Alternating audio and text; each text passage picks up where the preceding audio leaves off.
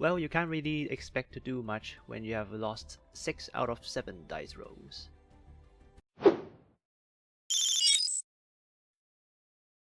Greetings, this is Rigil Agateiades here, and today's video we will talk about the games from the Challenger Cup yesterday.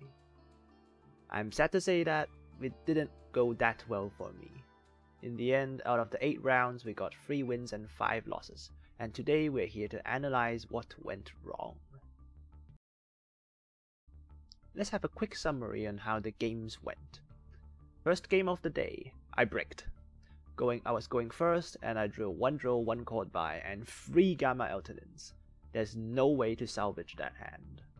And I was against standard Sword Souls, so I just lose. In game 2, I was going against Crooked Cook. He went first, but because we have a Chaos Max in the deck, so we had no issues taking that one. Game 3, we went against Sword Souls. We lost the die roll, we had to go second again. And then he set up the normal Sword Soul board with a Yugioh and a Baron, and then 3 set cards at the back. I don't remember what happened exactly, but what we did was go into a Draconid directly, so that he cannot use his back row like Blackout to pop everything. And then Draconid could walk over a Baron and the Yugioh easily. And then we pray on the next turn, because we couldn't have anything more on the field. Or else the Blackout will activate once again and then we will lose. Actually, it wasn't even Blackout that we were worried about. We were worried about Caught by the Grave. Yes, that's the big worry. And then we tried to stop him on the Taya normal summon, and then they chain Imperm onto Draconids, and that was the end of the game because there's no way we can come back against a full Sword Soul board once again. Game 4 was a bye, we'll take that. And then game 5 was against Sprites. We were going second, once again, not as what we intended. We drawed them, and they ended on a board with Carrot, a Sprite Elf, and a set card. Yes.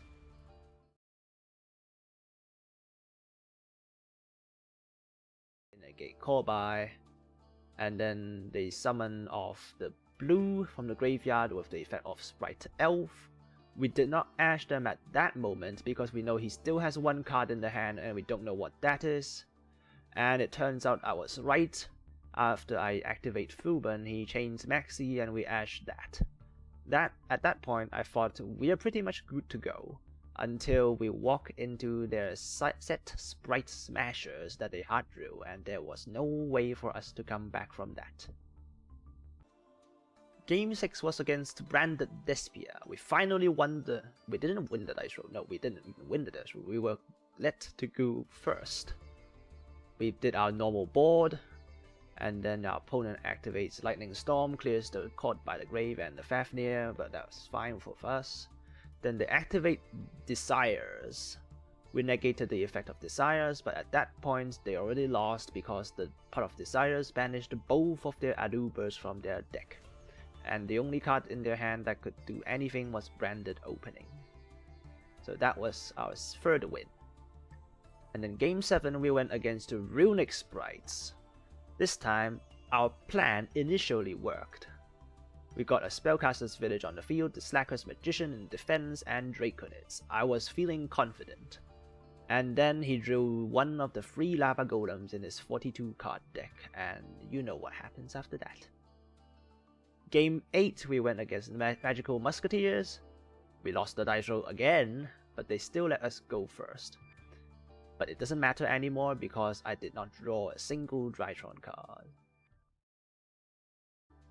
So what are the issues that we faced? The biggest one is probably bricking our hand. I did the maths, the amount of hand traps is just right, and it turns out to be just right. But we still managed to brick. And with our plans, they never worked out. We wanted to change the level of Sprite monsters with Fafnir, but we didn't draw Fafnir against the Sprite players. And when we get the Spellcaster's Village against the Runic player, he drew Lava Golem, the only out in their deck. Oh well. Another big issue is the dice roll. We're trying to go first, but the rest of the meta is also doing the same. so our chance of going first is only 50-50. But if we build our deck blind second, we will almost guarantee to succeed because most people are trying to go first. So if you win the dice roll, you get to go second by your own. If you lose the dice roll, they will make you go second anyways. Doing worse than average in a tournament isn't a great feeling, but we still have to move on. I would like to talk a bit about the meta, and what I call the perfect deck. If we consider a deck's performance, we usually consider two attributes: its consistency and the deck's ceiling.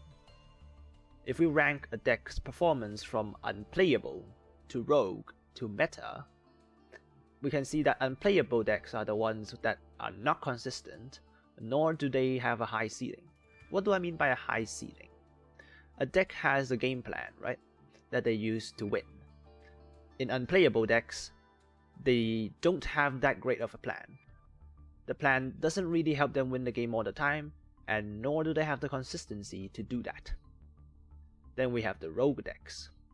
Rogue decks are usually either consistent but have a low ceiling, or they have a really high ceiling that could definitely win them the game, but they have a low consistency. Or they have any combination of the two, but not entirely both, which is why they're rogue and not winning the meta.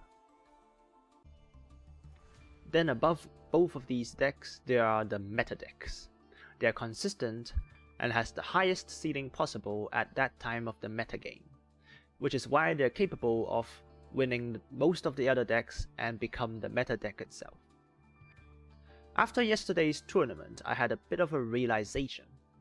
Runic Sprites, as the most dominant deck at the meta right now, they are almost a perfect deck. Now, I don't give this name to any deck, nor am I giving it to Runic Sprites because I'm sour that I've lost against them, but I do have a bit of a set of standards to consider to judge whether a deck is the perfect deck. The perfect deck, the most perfect of them all, the consistency of that deck has to be around more than 99.9%. There is no way for it to break, as it is only made up of extenders.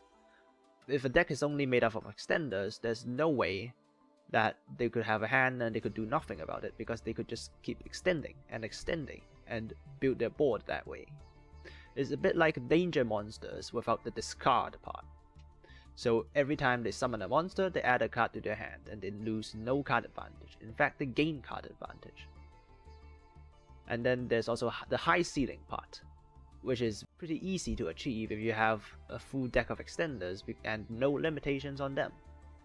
You can build as many negates as you want with how generic things are nowadays, with stuff like Borrowload, Savage Dragon, and an Appaloosa. It's not hard to get negates on the field if you have the resource.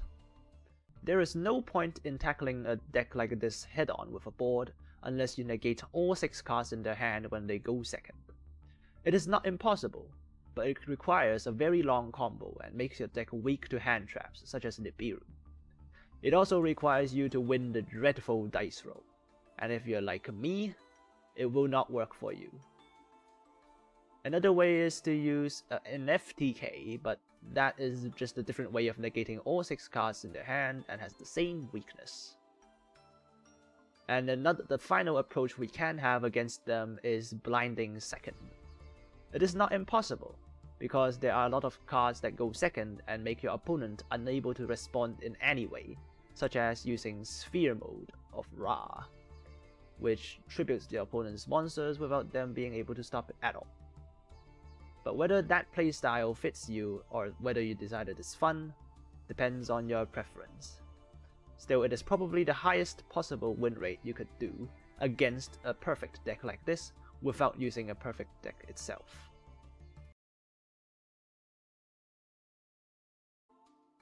Looking forward, I will probably be playing a Sarkix on the ranked ladder once again.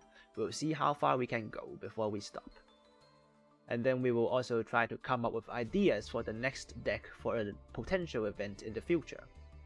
What I expect the next meta would be Telements and Castria. There's no point in questioning their power, it's just a matter of when they would arrive in Master Duel. But we will analyze them in detail when the time comes. That is all for me today, and may the luck with coins be with you unlikely.